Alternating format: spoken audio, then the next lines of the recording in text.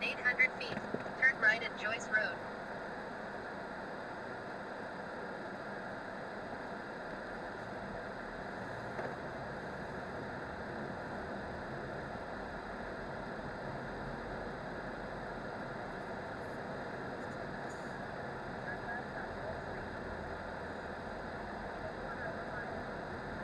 On Lowell Street.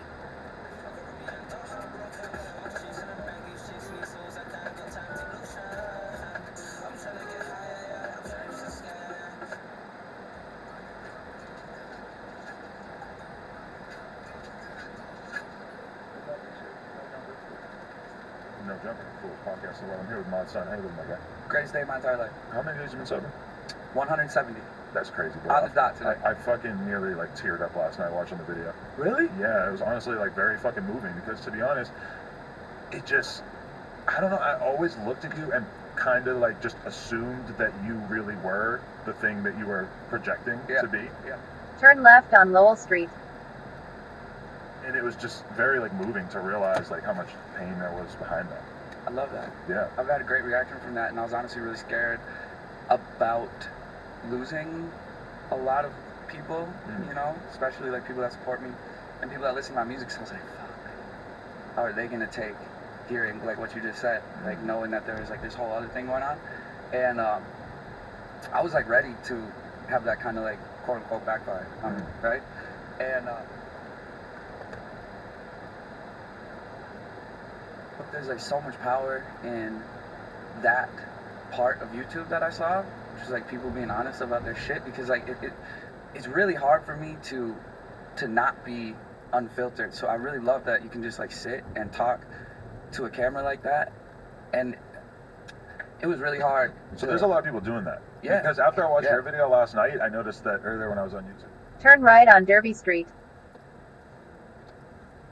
It was recommending me some video from a guy I never even heard of, like how I quit heroin and shit. So I guess that makes a lot of sense that that's kind of a thing that people are really drawn towards hearing about. Because everybody In 600 feet, turn left on Moody Street. can relate to, even if you're not on heroin, they can relate to being addicted to something. It's really crazy just to see the transparency of people, because like Turn left on Moody Street. there's a whole side of YouTube that's so fucking fake, you know what I'm saying? That you just know, you're just like, oh, this is so like such a setup. Low gang. Shout out my boys in the Paul family. I fuck with y'all. Shout out you guys making money. I still totally disagree with that because I really believe that Jay Paul and Tana are deeply in love. Right? You know? Well, I think it might be. I think they're growing in love. Honestly, they like actually hang out now. I mean, if the only thing you care about in the entire world is fame, then you're gonna love the person who can help give you the most fame. Bro, right? what? There. I mean, yo, okay. The stigma on social media like kind of happened to me. It's like I feel like it is real. Like, there's a fucking mental illness with that shit. Right, because that, like, you, I guess that's true. Like, you're the definition of someone who is creating an image of a lifestyle. In 1 mile, keep right to Commonwealth Avenue. On social media, and that you felt like you had to continue to keep fulfilling it, being this part of yeah. Oh yeah. And then there was like that whole the whole last year of my life was like there was like a very public moment. You know what I'm saying? And like the transparency that people are starting to come out with, like vulnerability, bro. I've always looked up to that so much, and I felt like I wasn't being vulnerable ever, because like you know, like the first thing you asked me, how you doing today? Like I still am that person that's like, this is the greatest day of my life, right? Because I don't want to be dead. Period. I don't want to be dead. Like, you know what I'm saying? And there was like a long time where I was really, really, really afraid of death because of how I was living. You know, like I was feeling shame. Like every time I did a fucking line of coke, bro, I felt shame. Right, because that's kind of the weird thing is that you were apparently doing so much of this, but. I mean, I was always looking at you like assuming you probably did drugs, but I never like explicitly had a conversation with you about it. And it's not like you were like that guy who was talking about doing coke in your music specifically. You know, you were putting out this party image, but you weren't being honest about the fact that this energy that you had was from a different source. Exactly. I was shameful of it, bro. And like, I got addicted to cocaine the first time I did it. Yeah, you know what I'm saying? That. Literally, the first time I did it, I was like, holy shit, that's the one. That's like the one for me. Like, you know, and as time goes on, like the amount that you do of that will fucking kill you. Like it will, especially now where there's all this shit being mixed. Like, bro, it's scary. It's really scary. So like, I'm at the point now where I'm actually finally like kind of scared of doing the drug again. You know what I'm saying? Like I fucking miss doing drugs so much, bro. Really? I fucking miss it. I mean, everything you watch on TV, especially now, it's like. In 1,000 feet, use the right lane to keep right. Then turn right. Yo, bro, I had to pick up so many new hobbies, like, to remain, like, focused. Because you were putting so much time and energy into being a drug addict for a It long was literally, time, right? I didn't think that I could record, and, like, the reason to record music was because I could do a bunch of drugs. Right. And Keep right. Then turn right on Commonwealth Avenue. I always see people get into that mind state. Where it's the Van Gogh's ear syndrome, bro. at first you just like drinking lean, and we can get into that later because that comes up later in your story. But like at first you just like drinking lean, and then it becomes like, oh no, I need this to work. Yeah. And then all of a sudden that fucks up everything in your creative cycle. And you think that you're gonna be the last person to do that. You think that you're like, no, I got control over this shit. You know, I'm not gonna be like that. Like I have addiction past in my, you know, Turn right on Commonwealth Avenue. through my bloodline with addictions to things, and I was so aware of that I was like, that's never gonna be me. And it's like the Van Gogh's ear syndrome, like I was talking, like, you know, every artist feels like they need to be tortured, right? You feel like you need to cut off your fucking ear. No one wants to buy my art while I'm alive. They're only gonna appreciate me when I'm dead. Blah blah blah. Right. Like you get into this mindset, and I feel like no matter what artist you are, you honestly you want them. In 3/4 of a mile. Keep right to River Road. You almost want to feel like their sympathy. Right. You want them to be worried about you. I think everyone in this world, I think it's a human condition that you kind of want people to worry about you. You know, you want to say it's all good and that and this and that, but then there's also like that crutch that you're just like, it's so easy to be like, yo, I feel like fucking shit right now. Right. And want sympathy. And I think that's what I was holding on to for so long, was that like I felt like because I write books and I write poetry that I was like letting out a little bit of that realness there. Right. And keeping my music so, you know, it sounds like you're on a beach, write about being on a beach. Like that was my one-sided artist stigma. Was I was kind of doing everything very unrelatable, you know? I was talking about this life, which is like the best thing I've ever done is spread the word that like when someone says, how are you doing today? You say, this is the greatest fucking day of your life, right? And then now I'm spreading the word that like, yeah, because you're not dead, but like I'm not 170 days sober. I'm really sober today, right? It's like that's what I'm learning In 1,000 feet. Keep right. Then turn right. like AA is like, you can't hold on to this thing like I'm different than you because I'm 170 days sober. It's like, bro, I could fuck that all up right now. Keep right to River Road. Then turn right to I-90, Mass Pike. I could go outside right now and fuck all that up, and like I think about that all day. Right. I really do, and I'm trying to distance myself from it, and like. Turn right to I-90, Mass Pike. Then use the right 2 lanes to keep right to I-90 West, Mass Pike, Worcester, Albany, New York. Hobbies and like, bro, I jumped right out of drug addiction into sex addiction. Really?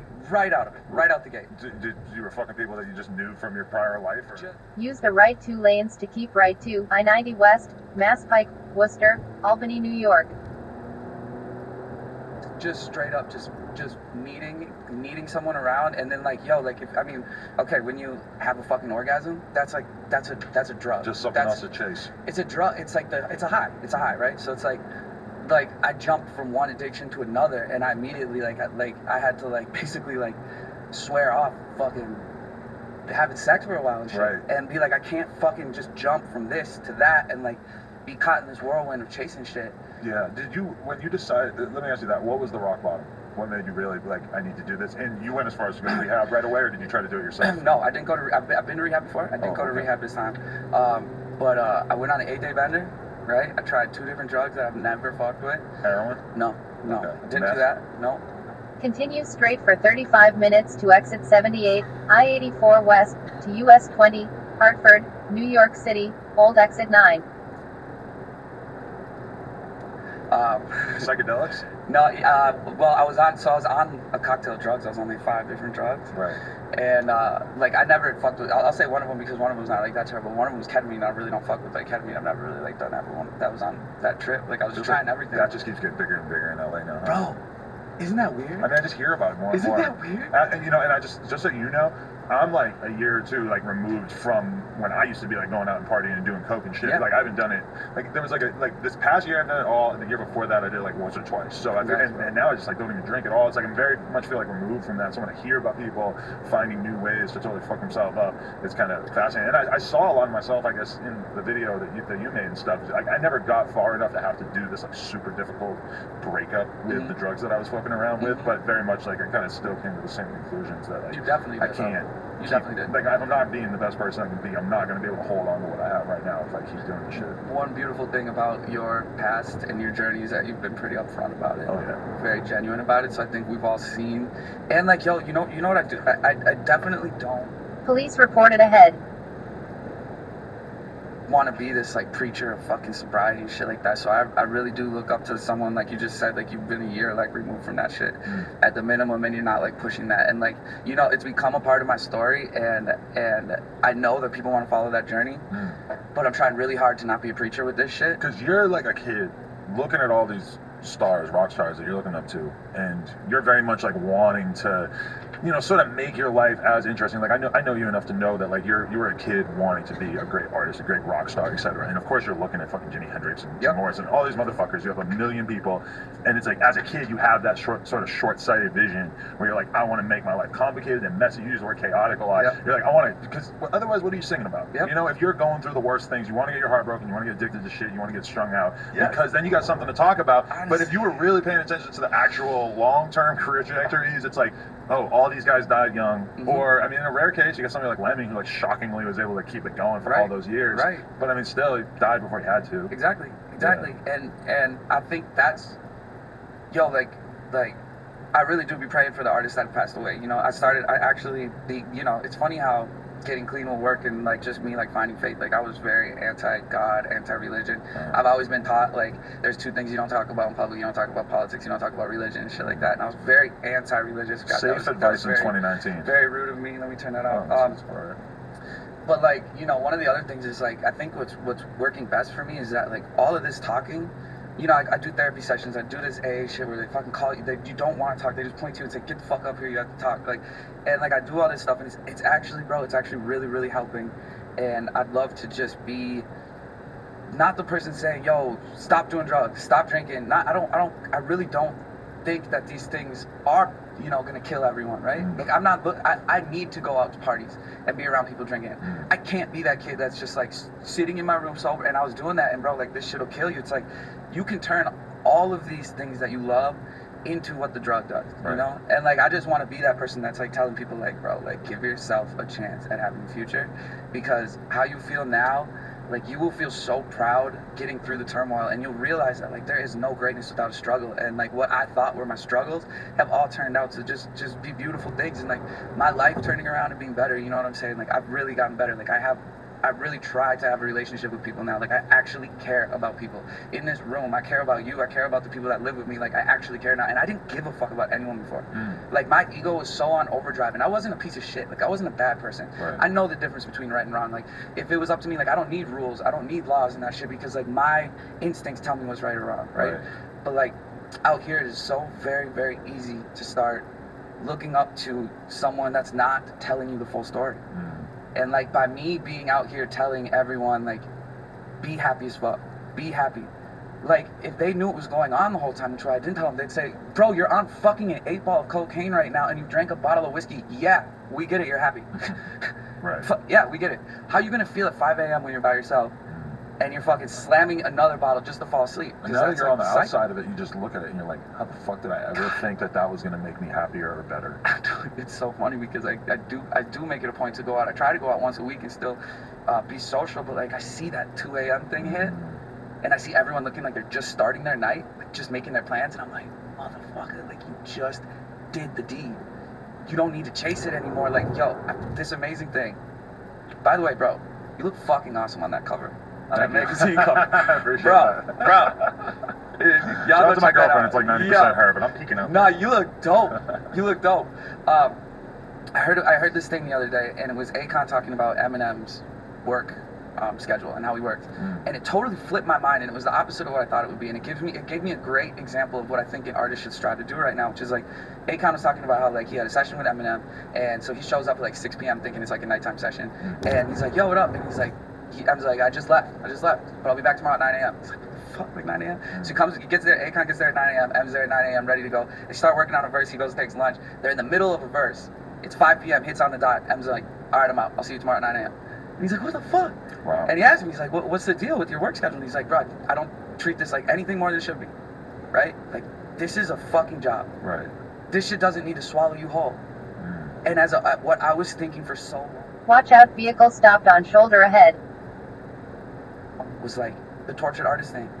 But like, yeah, 5 a.m. I'm gonna be alone in my room. I'm gonna be like crying into a microphone, slamming whiskey, doing drugs. And that's what's gonna make you great. And You that's think that? that's what artists do.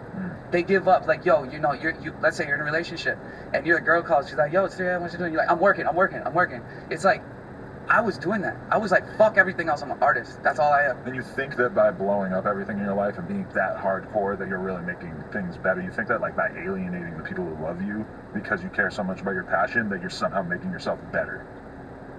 Couldn't have said anything better. Well, I totally just relate to it in a certain way too, where it's like, Because you're a workaholic. yeah, I think about like maybe You're self-made, bro. 4 or 5 years ago, I had this girlfriend. She was so fucking sweet. She really loved me. And I remember I went on this trip for like 2 or 3 weeks, and then I come home, and she has like a normal job and shit. She's not on my insane schedule where I can just run around and do whatever. And she was like really wanting to see me. I got back from this trip, and I had scheduled interviews for like 4 or 5 nights in a row. And I was basically She's like, schedule one with me, motherfucker. I'm like, I could stop by and like see you on your lunch break for a little bit. Watch out, vehicle stopped on shoulder ahead. I got these podcasts, and it's like I could have been a much more reasonable person and moved it around and stuff, but it's like I really like when I look back at it, I'm like, you're such an asshole that you like really took it for granted how she cared about you. I know, and we thought that was right. You know, in our heads we were like, you don't understand. You don't understand how creativity works. right? You're And I being need to be channeled. this hardcore artist in order to be what I'm trying to be. But when I look at that, it's like that was me wanting to be successful so bad that I felt like I needed to take things to an extreme. You know, Bro, and then guess what you do by doing that? You take away the miracle. take away your human relationships, which are the hardest things to fucking form out here. Honestly, any kind of relationship is hard out here, even with a motherfucking dog. So even with humans out here in Hollywood, it's crazy. But like, if you're trying to self-will all your miracles, if you're like, this is my song, it's gonna blow the fuck up, take over, and I'm gonna be on. If you're trying to self-will miracles, right? You can say God, the universe, whatever you believe in. I have a feeling, human condition wise, we all kind of have a belief in something. You're taking away the fun of the universe, bro. You're not supposed to be able to put all the pieces together. So if you're like, I need to force this creativity out, force it, you're not leaving any room for a miracle. And like the universe or God wants to surprise you, wants to be like, you didn't see this coming.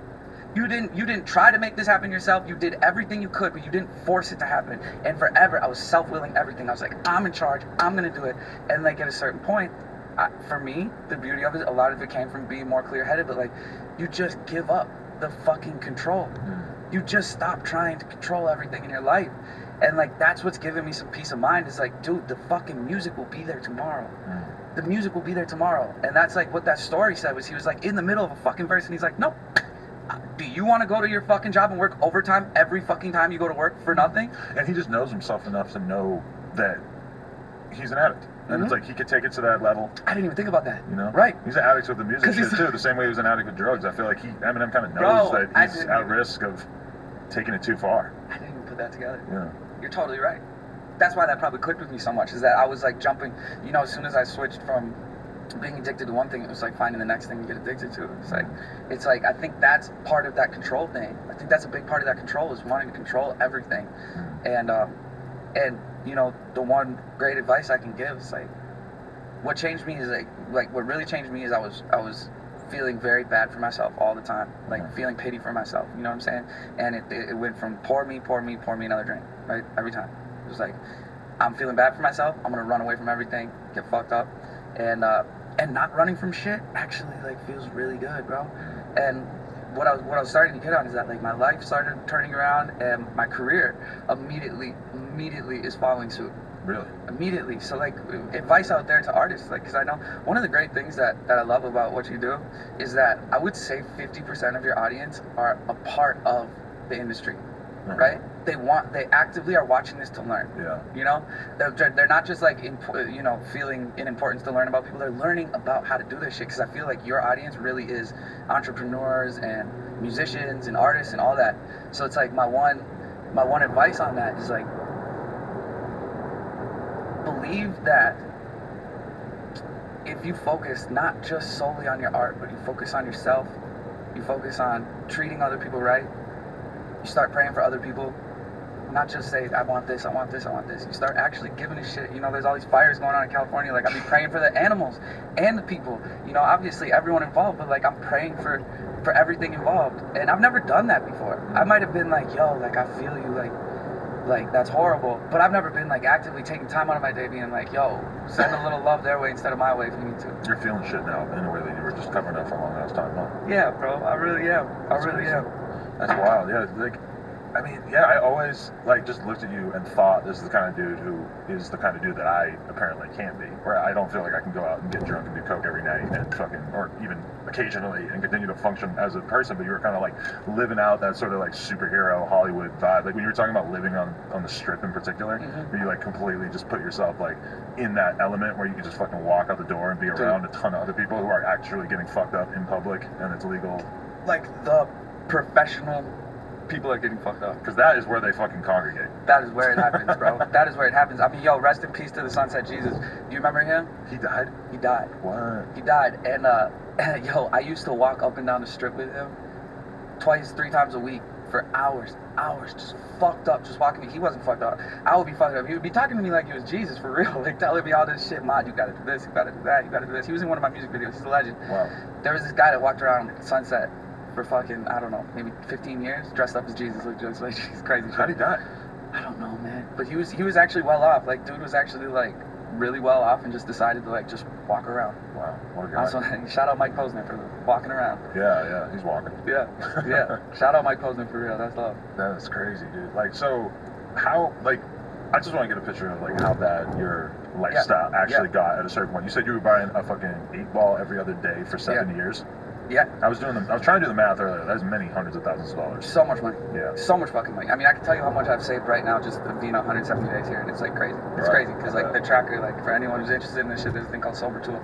You write in how much you think you were spending each day, and it keeps track for you. And like, yeah, well, I didn't even get to actually finish it. I didn't finish, but like, what was the change? Like, what was the moment? Yeah. Like, I was on this 8-day bender, and I was alone in my house, and I was past the point of return. And this is when you're out. This is after your most recent relationship. This was right after the breakup. After, and you're sort of so I was on that mode, just like, yo, like I'm out of here. And it was for the first time. It was really on some like I was bad, bro. Like that whole like relationship thing really threw me into this fucking hurricane, bro. Like for real, I was feeling everything, and I kind of wanted to fucking check out, bro. Really? Yeah. And I've never been like that before, and I'm very scared of that because there's something in that mentality that also runs in my DNA. You know what I'm saying? And like I'm the type of person who's been trying to run from all the things that are inherently in me, you know. And I wanted to check out, bro, and I fucking did more cocaine than I've ever done in one little go. And I fucking passed out, bro. Fucking straight up passed out. From doing coke. Yeah, like went down, came up, like fell backwards, woke up on my bathroom floor. Yeah, and so that was it. That started it. Once I got up from that floor, I went and I wrote a song, and I was like, I'm saying goodbye. Like it sounds like a love song. It's called "I Miss Getting High with You," and it sounds like I'm saying I miss getting high with someone. But it's like just saying like I miss my best friends, like, you know, which was drugs. And so I woke up on my bathroom floor. I was alone at the time, and like I don't have a recollection of exactly what happened. You know what I'm saying? Right. I just feel blessed. You were sure in that moment that you were done, because I feel like everybody doesn't even believe in themselves when they decide they want to get clean. Yeah. Well, like it's like this, bro. It's like as soon as I basically, you know, it's kind of like this, bent over, come up, and I fall backwards, and that was like. I was sure I was done then, like really done. I was like, fuck, I just did it, you know, I'm done.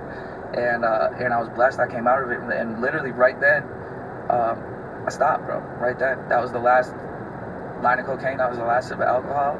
You know, I still smoke weed. I did a stint of like 30 days, like 20 days without smoking weed. I tried that. But yeah, I literally right then, that was it. Right there I stopped, because I knew what was, you know, next, and I felt blessed, bro. I felt really blessed to just get another chance, because I was actually for the first time just ready to feel sympathy, like ready to be like, it was on some like I told you so. It was like, y'all are gonna miss me, right? It was like, y'all are gonna miss me, and I told you so, right?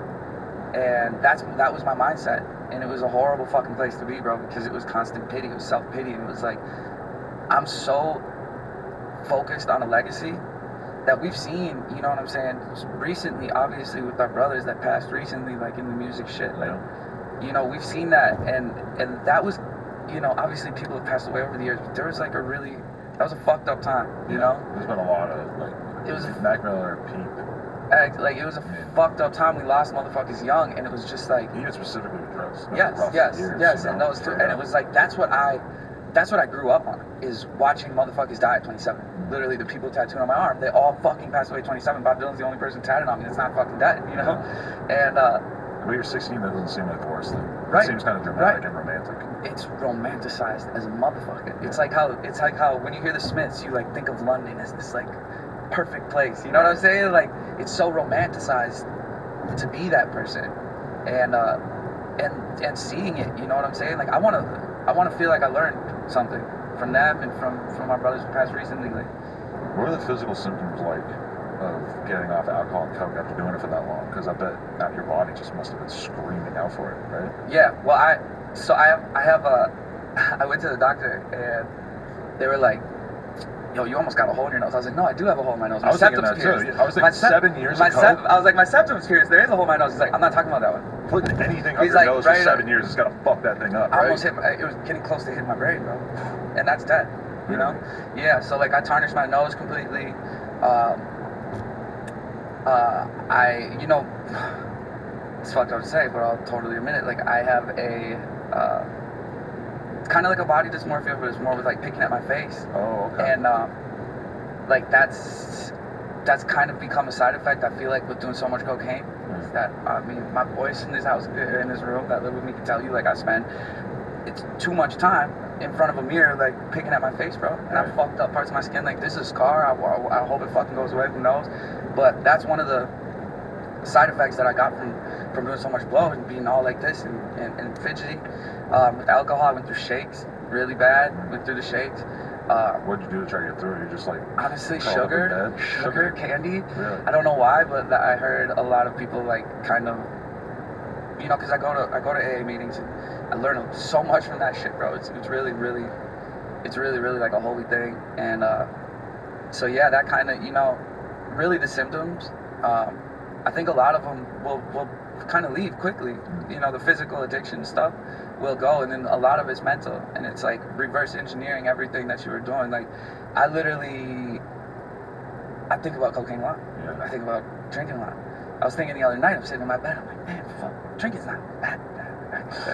And I'm like, starts playing those tricks on you, even though you're like pretty far away from it. Sweats, bro. I mean, like, yo, the first 3 weeks off alcohol is like heavy. Yeah. I mean, you lose I lost a lot of just body weight through just sweating. Oh, yeah. You're just carrying around a lot of fucking shit when you're just drinking all the time, huh? Mm-hmm. And so, but most of those side effects and things are mostly just like mental. Just, you know, a couple of the things are physical, and like I said, like the addiction created other addictions and things that you go to, but right.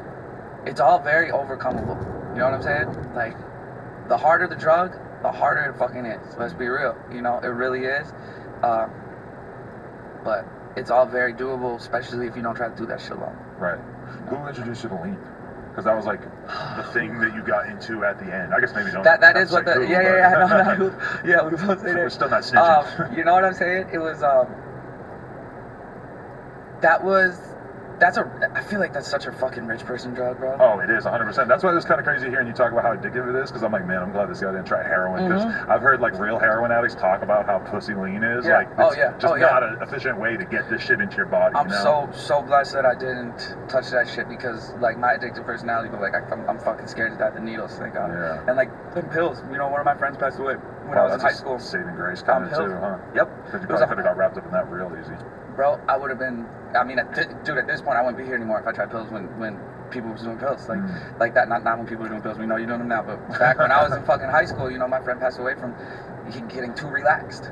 You know, it's hard to stop working. Forgot to stop working. So like, I just swore him off then, and that was a blessing. But like, lean is it's looked at like such a like a fun, cool, light and drug, fluffy. Yeah. Like, you just like sip a little bit, and bro, that shit got me hard. I mean, that shit got me hard because I was like on some like rich kid shit. Like, fuck it, like I can drink a little bit or I can drink a bunch, You know what I'm saying? Because I have a bunch and I can just get more. And I guess it was working for me because it was making me feel all, fuck it, like, let's not even leave bed for 2 days, you know? And yeah, that was the last one that really got me. And like, there was probably, I want to say, Austin, what do you think, like a 3-month stretch, 4-month stretch? My boy in this room, Lost in Vegas, who's been with me for a very long time, but since I that moment that I woke up on the bathroom floor, like, this guy in this room, his name's Lost in Vegas, he's one of my artists, he hasn't like left my side, you know what I'm saying? He's like kind of there to make sure I don't go that route, make sure I talk every day. But yeah, there was like a 3-month stint of lean in my life, and it was like a constant 3 month. You know what I'm saying? It was constant. It wasn't like just like a little. It was constant. It was like everything I did, I was like full on in it. And he was the most worried about that one. I'll never forget. Like, he looked at me when he would come in, like, because I'm a fucking piece of shit sometimes. He would come in to help me clean up my room because I was living in fucking hell. And there'd be like 6 empty bottles of pints, you know, next to my bed. He'd just be like, bro, you can't do this. Yeah. You can't do this. That's scary shit. It's scary because it is fucking dope. Yeah. You know? Well, let me ask you this: your last relationship that you were in, was it a healthy relationship that you fucked up, or would you say that there was something like unhealthy that maybe you were kind of running away from? Oh, it was so fucking unhealthy. Okay. It was real love. Like, there was real love, very real love. I want to say from her end, but I can't really speak for her. But like, from my end, super real love. Like, ride till we die love. You know what I'm saying? She was so fucking young. Is so fucking young. That had it been closer age-wise, she had lived a little more, done her thing a little more, we'd probably go forever, right? But just the fact that, like, the lifestyle that she lives, you know, I'm not talking about personally, I'm talking about what she does career-wise. Like, it got to me. You know what I'm saying? Like, I'm a hard dude to play that, like, well, this is like the internet, this is real life. I don't really play that. I play like it's the same. And that's what's weird is that, like, even me as a grown man who knows you, I'm looking at Twitter and thinking, like, damn, like, that looks like such a great, like, cool relationship. They seem like they have, like, such a charmed existence. And I'm like wondering, like, a fan, like, I wonder if they're just sitting around doing drugs all day. You know what? I'm gonna clear her name. But then think about how those kids think about it. Like, the fucking 14-year-old girls that want to be like her and are just thinking that everything's so great. And, you know. You know what a lot of it is? What a lot of it was, I think, is like, just to clear the air about her too, is like she like smokes weed and drinks. That's she didn't enable it. She wasn't an enabler, no, not at all, and especially from Blow. Right. She wasn't hating on me. She never did that shit, right? See, I always just wonder, everybody in Hollywood, I just wonder, because it's like so likely that people are like low key. It was crazy. It was crazy because obviously when you see me pop up next to her on some fucking article, bro, I did not make her look like she didn't do drugs. Right. You know what I'm saying? I did not make it seem like she didn't. And like, I wasn't trying to there was never like a need to like change myself to like fit this lifestyle more, right? It was like, no, motherfucker, you're you, like, do you. And I was, but I think a lot of our shit got fucked up because I didn't make that situation look like some starlet, you know what I'm saying? At a certain point, she's gonna start thinking about her career and be like, "How is this?" She's probably definitely got people telling her this doesn't look good.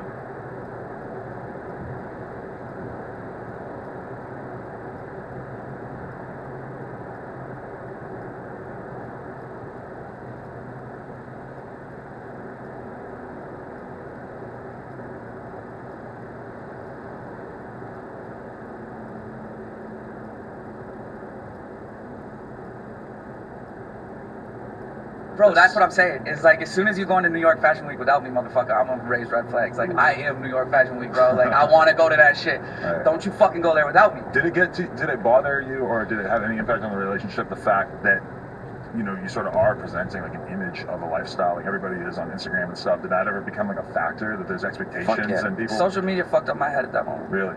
I mean, bro, like, yo, I'm gonna be totally honest with this camera, like I should be, and anyone should be when they come on here. But like, I got around ultra fame and kind of became a fame whore, just wanting it, just being like, oh, I see how this works, like, oh, so you got to be like looking at your analytics and looking at when's the best time to post, and then going and doing videos with these people because we go there, and then fucking doing this type of shit, knowing what you're doing just so you can create an article, and like paparazzi and like all this shit, bro.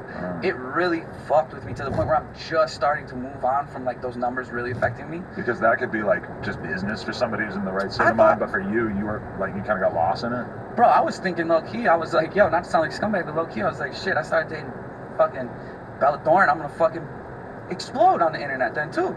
right? And it's like shit don't work like that. Do you look back at it and think like, damn, like was I in a way particularly interested in dating this person because I'm subconsciously or expressively I want that level of fame. I want to go past this level that I'm at. I mean, bro, I'm gonna kick it with you totally real. Like, I 100% want to take my career to the next level and shit. Always, like, I really do, bro. I'm really like ready now more than ever. But I always wanted to go to the next level. And with that relationship type shit, like, you never saw me exploit it, right? Like, these girls were doing, you know, I was dating Tana and Belle at the same time. They was doing these articles, and I never spoke in one. You know what I'm saying? But my name's thrown in all of them. I never used it. So like, but is that just kind of understood being in that environment that it's like you're not supposed to talk to the tabloid and shit? No, fuck no. I don't want to ruin that world for anyone out there who thinks it's one way, but fuck no. Okay, so there's a constant communication with the media. Hell yeah, motherfucker, hell yeah. But like, what I'm trying to say is like, yes, in my mind, I was like, oh, well, this will probably come with it.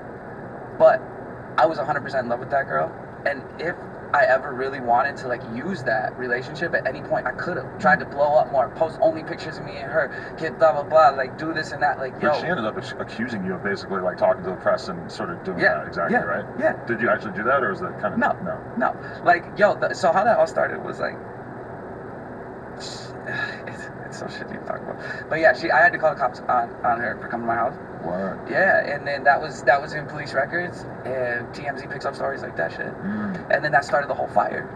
Was like, she was thinking that I did this shit on purpose, which I didn't. You know what I'm saying? I didn't do this shit on purpose. And then it turned into a war of like, you say one thing, and then I'm supposed to say one thing, and like at a certain point, bro, I had to like actually protect my reputation, because like I've been doing this for fucking a long time.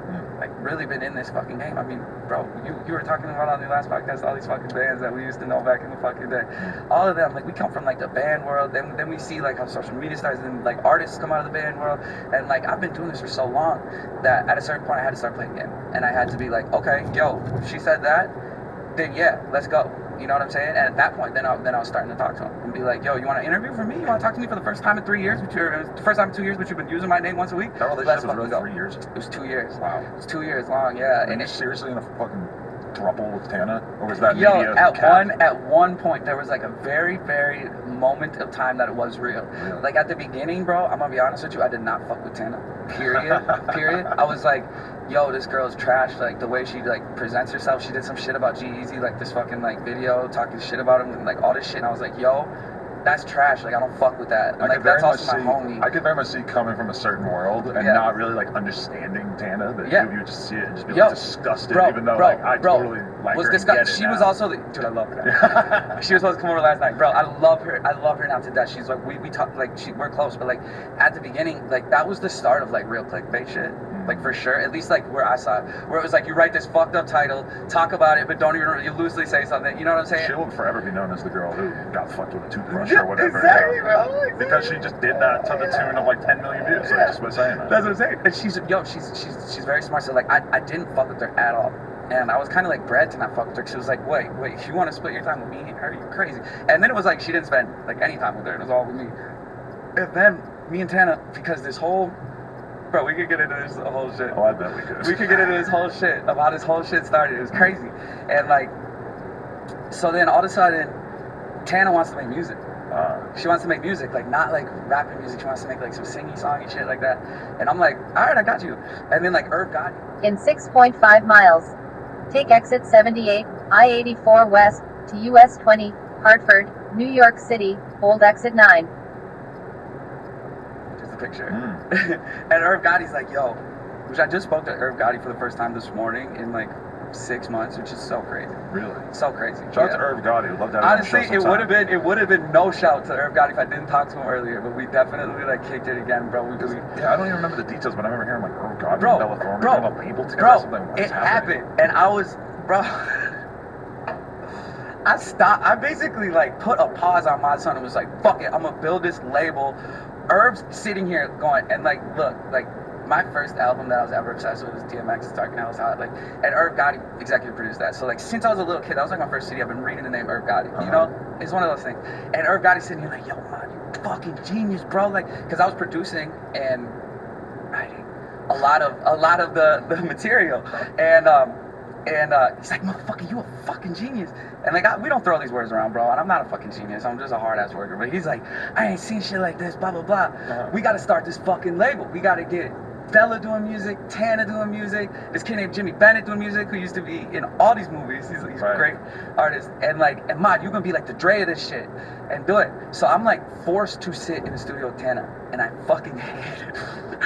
And it's me and her, and it was me, her, and Bella at first. And Bella's like, all right, I gotta go to a meeting. And I'm like, really? So you had to just were confronted with being around Tana, and you had to just sort of learn to like her? Yes, but hold on, here's the thing. So I'm like, Tana, what the fuck you want to do? Like, your shit, like Hefner, whatever your fucking song was. Like, I don't know what you want to do. I don't know what you want to do. And she's like, yo, well, like that song you played, like the acoustic guitar, like I really liked it. I'm like, you want to make an acoustic song? All right, let's try it.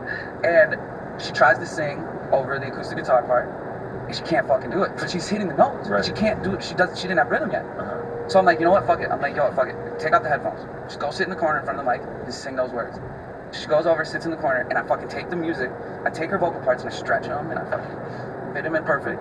And all of a sudden, it's like this natural ability comes out of nowhere. Really? And she's got like this really amazing voice. Wow. And I was just like, I am attracted to and like turned on by talent completely. Like whether or not like I think like talent is a thing or is a choice or not, like when people are just like not afraid to go for it, I fucking love that about people. And like I'm the best in the studio pulling out people's shit, like because they'll be like, you know, sheltered, like Tana's sitting there like, well, I'm like afraid to sing. I'm like, go like that. Like I don't give a fuck what you sound like. Right. Just don't be scared. Like shake it off. Like let's go. And like all of a sudden, like I'm seeing this, I'm looking at her. I'm like, you could be a fucking star. Like, you could do this. Like, well, are you describing right now you beginning to believe that Tana was a capable star and musician, or are you describing yourself falling in love with her? That's when I kind of started like having a thing for it. But so. And I was at that like, moment when you start to feel like that, are you like, oh, my girlfriend's gonna fucking kill me, or did you kind of know that this is something that might have been accepted? Yo, obviously it was like supposed to be a thing, but like the thing is too is like okay, there was a moment in time, like bro, when it was these studio nights, because like Tana's turned on by like talent and that shit too. So like talent is a nice way of saying clout.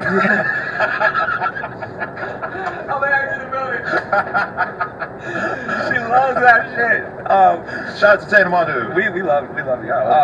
And so there was like all of a sudden this like connection where she's just like, oh my god, she's like the most talented person I've ever met, blah blah blah blah. And I love compliments, bro. Like especially when it's from people that are like doing something. Like she's like, you know, popping. And like here's the other thing is like, bro, like I don't exploit any of these things. And like looking back, like yo, we should have been making vlogs. Well, we're in the studio making this shit. Like put me the fuck on. You know what I'm saying? Fucked it up, right? Of course, yeah, of course. So like you know, I'm playing it cool with all this shit. And then as me and Tana are kind of starting to like vibe with each other, we're actually making great songs. Like, and then business started to happen. Okay. Because then all of a sudden it was like, I was like, yo, boom, boom, boom, boom. Let's go get this label deal. Let's go get this distro deal. Blah blah blah. And like as soon as business happened, that's what shit happened. Really? Why? Like Tana didn't want to accept the fucking brutal contract, like what they were probably trying to give her. In 1 mile, use the right 2 lanes to take exit 78, I-84 west to US 20, Hartford, New York City, Old Exit 9. Bingo. Because she's a YouTuber, she's used to making 100% of her money. It's supposed to be the most baffling thing. Like, bringing this huge percentage to the label. Yeah. 100%. Especially Irv Gotti. I don't know no, you'll never know. He ain't fucking around, I'm assuming, yeah. You'll never know. This is a dude who made Ja Rule money. He ain't trying to come for some little tiny percentage. Facts. Irv is a playmaker. I've never seen someone make plays. My boy in this room, Lodi, he makes some plays too quick, but like Irv Gotti can pick up the phone and get you a meeting. You know what I'm saying? Anywhere. And like that was like my first time seeing that. So like, but as soon as that business shit started, you know. Exit right to exit 78, I-84 west to US 20, Hartford, New York City, Old Exit 9. She had a conversation with me one day. He's like, bro, you've seen the artists that I work with. Like, I work with girls. You know what I'm saying? Like, I know how this goes.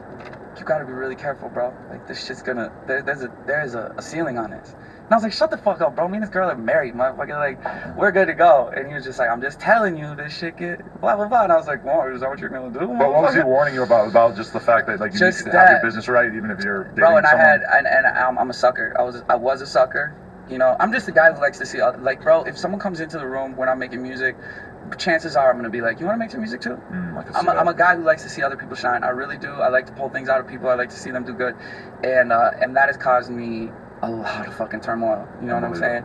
It's very important to get your to do the most awkward thing, which is be like, yo, so What's the splits? let's do some splits here. Like, let's talk about it before you leave. And like, bro, honestly, talk like, there's so much shit that what I can say about all that is like at this point now, I've moved on. Great things are happening for me.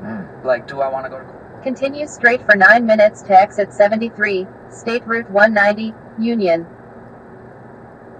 About shit? Fuck no. You gotta go to court? There's all this shit. What, did you steal your dog or something? No. No. But do I want to do any of that shit? No. Shout out my dogs that I don't get to see no more, man. I fucking miss them for real. We had a dog named Tampon. Really? That's Yeah. so cool. And this dog, she's like a looking at me feminist like, thing? why would you do that? That's not like a gross out thing. Because she was That's like stuck a up. feminist She thing? was a stuck up dog. That's fucked up. I like a dad joke. That's fucked up. But this is my thing though. Yeah. Whenever I think about any sort of throuple thing with my girl, or if that were to ever end up happening to me, I'm just assuming that it's just going to be like a sexual thing. Right. That's kind of interesting to me that you're acting like you were kind of. It was, bro. It was feelings. Yo, and it was also like, it was like on some separatism shit. It was like, there was, like I said, there was a moment in time. Like, there was a moment in time where it was like going down, like it was about to go down type shit. And then it was like, I don't know. I think I might have been the only one that like was like down after a while. Right. Like it was low key. It was put on. It's so hard for me to imagine because of the fact that like, okay, you're this boss ass bitch who's got all this money and everything she needs in life. It's like, why would she then just want to start sharing her boyfriend with her friend?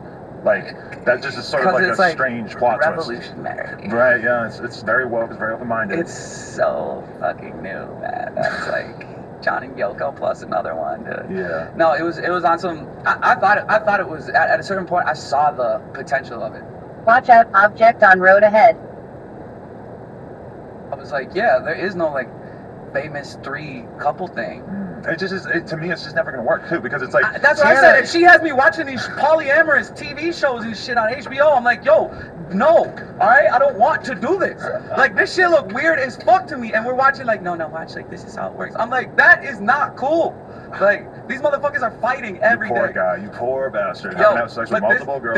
This what I'm saying though is like I never once was like, man, look at this like 31-year-old dude. I'm 32 now. Look at this 31-year-old dude with 2 21-year-old girlfriends. I never did that. We're both mega famous people in their. I never did that, but that is some rock star shit. Oh yeah, that's way more rock star than all the cocaine. Yes. So much more rock star. Especially hiding the cocaine. Yeah. Really, the cocaine for me would make it so that I wouldn't be having sex with anybody. Bro, oh my god, not me, bro. You didn't have that issue ever? Marathons. Damn. Motherfucking marathons, bro. I swear, bro. I swear. It was like, but then that's what's funny too is I thought that shit was gonna get like worse after I wasn't all drunk and fucked up, and nah, I'd be fucking putting in good work. So is it hard for you now though to like manage the fact that people having sex? Watch out, vehicle stopped on shoulder ahead. Normal in that you're a sex addict apparently. Yeah, it's definitely like it was a moment. I don't know if I am, because I'm very able to be alone, but it might have had a lot to do with just not knowing how to be alone. You know what I'm saying? But I felt like it was like a thing because like literally it might have just been because my face was more places and there was a lot more girls that wanted to fucking hook up with me or something. I don't know, but there was like a stretch of like fucking, a month or so that it was out of control. It was out of control. And like I've always been open for change, but I've never really put my full into like becoming a different person. This is like my first time, and it's feeling. It definitely doesn't feel normal, but it feels like there's a like horizon to this way of living. It feels so good. Like, because I'm in that place right now where I feel like I'm 100% genuinely addicted to working out and eating healthy. Yeah. And I've never been so in the state of mind in my life. And it just feels so weird to have kind of turned that corner and to be addicted to doing things that are 100% positive for my overall life, that's a freaky feeling. What made that change for you? I mean, I guess it's just been gradual. Like, I've been going to a personal trainer for a couple of years, and then over the past, like, 6 months, it's just sort of got more and more, like, focused on, like, okay, if you're going to really be focused on your health and your fitness and everything, you need to actually fucking really do everything right. And it's been just, like, great feeling, I'm still smoking hella weed. I'm still smoking hella spliffs, so I'm fucking tobacco out the ass, which is, like, that's my one thing I'm holding on to. And there's a big part of me that wants to just stop, but it's like, man, that's not one thing I got going on. That's what I'm having trouble with, bro.